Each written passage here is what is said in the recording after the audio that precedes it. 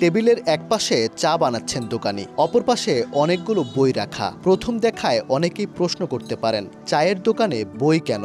দোকানের ভেতরে তাকালেই পাওয়া যাবে এর উত্তর। চায়ের কাপে চুমুক দিতে দিতে বেশ আগ্রহ নিয়ে কেউ পড়ছেন বই, কেউ বা খবরের কাগজ। চা বিক্রির টাকায় বই কিনে নিজ দোকানেই পাঠাগার করেছেন হারুন মিয়া। শিক্ষার্থীদের মধ্যে পাঠাভ্যাস গড়ে তোলা এবং চা খেতে আসা গ্রাহকরা যেন বই পড়ে সময় কাটাতে পারেন, সেজন্যই এই উদ্যোগ। এখান থেকে বই বাড়িতে নিয়েও পড়তে পারেন গ্রাহকরা। 2023 সালের এপ্রিলে শতাধিক বই নিয়ে যাত্রা শুরু করা হারুন পাঠাগারে এখন বইয়ের সংখ্যা হাজারেরও বেশি। চায়ের দোকানে আড্ডা হচ্ছে বাংলাদেশের অতি পরিচিত একটা দৃশ্য। তো হারুন ভাই এখানে যারা চা খেতে আসে তাদের হাতে বই তুলে দিয়েছেন।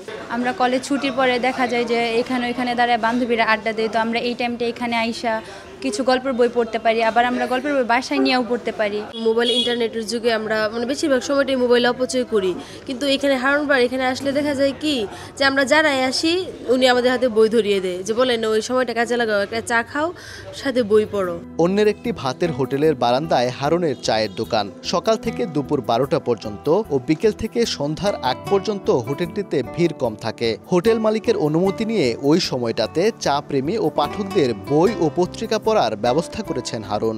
আমরা এখানে আসি, এটা আসলে একটা ভিন্নধর্মী উদ্যোগ। চা খাওয়ার পাশাপাশি বই, এটা বাংলাদেশে আমি মনে করি সারা বাংলাদেশে একটা অন্যরকম দৃষ্টান্ত। ডেকে নেই কিন্তু চা খাওয়ান এবং পাশাপাশি এটাই বলে দেন যে মোবাইলটা রেখে একটু বই পড়েন। এখন এটা আমার অভ্যাসে পরিণত হয়ে গেছে। সংসারের অভাবের কারণে প্রাথমিকের গণ্ডি পেরোনোর পর স্কুল ছেড়ে চায়ের দোকানে যেতে হয় হারুনকে, কিন্তু পড়াশোনার প্রতি প্রবল আগ্রহ ছিল তার। এক পর্যায়ে উন্মুক্ত বিশ্ববিদ্যালয়ের অধীনে স্কুলে ভর্তি হন। সকাল থেকে রাত পর্যন্ত চা দোকান চালিয়ে বাড়িতে রাত জেগে পড়াশোনা করেছেন হারুন। নিজ প্রচেষ্টায় করেছেন এসএসসি ও এইচএসসি পাস। বই পড়ার নেশা থেকেই স্থানীয় বইমেলা, লাইব্রেরি, ফুটপাত ও অনলাইন থেকে বই কিনতেন হারুন। পরে সেই বইগুলো নিয়েই চালু করেন পাঠাগার। আমার লক্ষ্য এবং স্বপ্ন হচ্ছে আমার পাঠাগারটা একদিন সমৃদ্ধ হবে এবং এই তথ্য প্রযুক্তিতে আসক্ত হয়ে যাওয়া এই তরুণ প্রজন্মকে যাতে বইমুক্তি করা যায় সেই লক্ষ্যে কাজ করা। পাঠাগারে বই পড়তে আসে বা বই নিতে আসে তাদের জন্য আমার এই হারুন টি হাউজের বা পক্ষ থেকে আমাদের পাঠাগারের পক্ষ থেকে চা একদম ফ্রি। এই হারুনের এই মহতি উদ্যোগকে আমরা স্বাগত জানাই। পাশাপাশি আমরা যারা শিক্ষক আছি আমরা এখানে আসি মূলত হারুনের এই কাজটাকে অ্যাপ্রিসিয়েট করার জন্য। হারুন যেন বই পড়ে, অন্যকে বই পড়ার সুযোগ দেয়, সে যেন একজন বিখ্যাত মানুষ হয়, একদিন স্মরণ রাখার মতো মানুষ হয়, অনুসরণীয় ব্যক্তিত্ব হয়, এটা আমরা সবসময় কামনা করি। চা দোকানি হারুন ময়মনসিংহের গৌরীপুর পৌর শহরের সতীশা গ্রামের বাসিন্দা। 6 ভাই বোনের সংসারে তিনি পঞ্চম।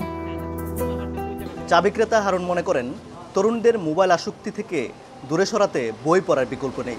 সেজন্যই এমন উদ্যোগ নিয়েছেন তিনি। তার প্রত্যাশা, দেশের সর্বত্রই ছড়িয়ে যাবে এমন উদ্যোগ। ওবায়দুল হক, সময় সংবাদ, ময়মনসিংহ।